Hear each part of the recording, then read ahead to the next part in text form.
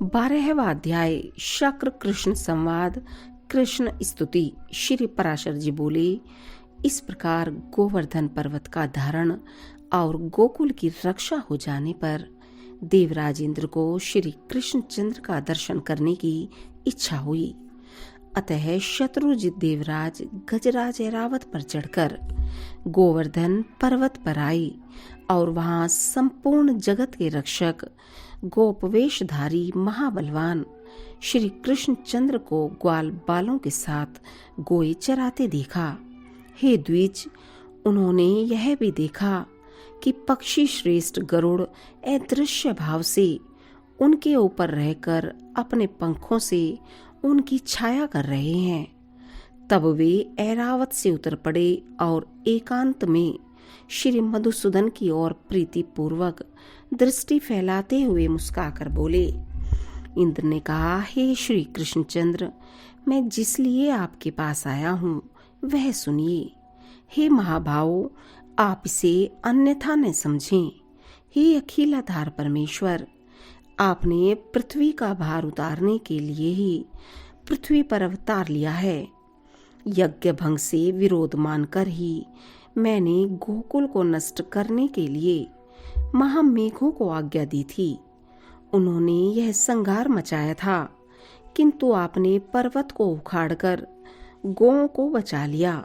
हे वीर, आपके इस अद्भुत कर्म से मैं अति प्रसन्न हूँ।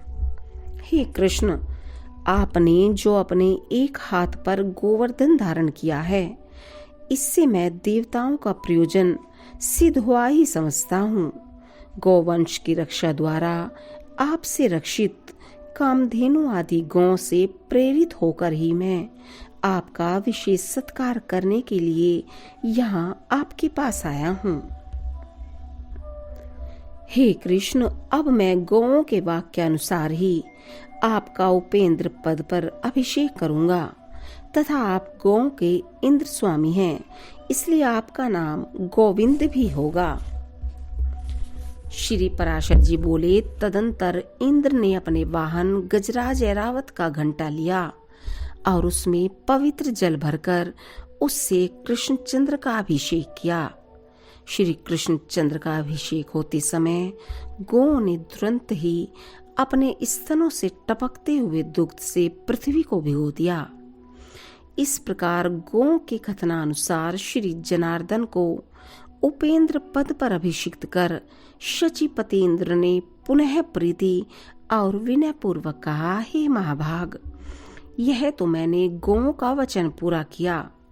अब पृथ्वी के भार उतारने की इच्छा से मैं आपसे जो कुछ और निवेदन करता हूँ वह भी सुनिए।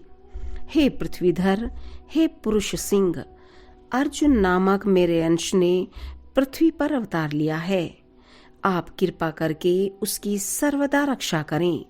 हे मधुसूदन, वह वीर पृथ्वी का भार उतारने में आपका साथ देगा, अतः आप उसकी अपने शरीर के समान ही रक्षा करें। श्री भगवान बोले, भरत वंश में पृथा के पुत्र अर्जुन ने तुम्हारे अंश से अवतार लिया है, यह मैं जानता हूँ। मैं जब तक पृथ्वी पर रहूंगा उसकी रक्षा करूंगा। शत्रुसूदन देवेंद्र, मैं जब तक महितल पर रहूंगा तब तक अर्जुन को युद्ध में कोई भी न जीत सकेगा।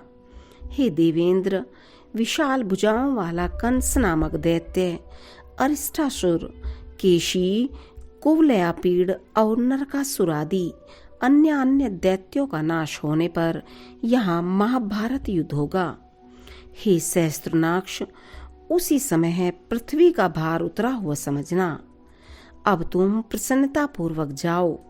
अपने पुत्र अर्जुन के लिए तुम किसी प्रकार की चिंता मत करो।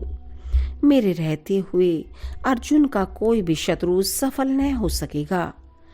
अर्जुन के लिए ही मैं महाभारत के अंत में युधिष्ठिर आदि समस्त पांडवों को अक्षत शरीर से कुंती को दूंगा।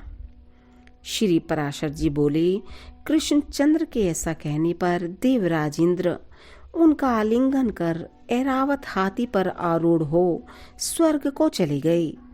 तदंतर कृष्णचंद्र भी गोपियों के दृष्टिपात से पवित्र हुए मार्ग द्वारा गोप कुमारों और गोओं के साथ ब्रज को लौटाई। इति श्री विष्णु पुराणे पंचमे अंशे 12 अध्यायः।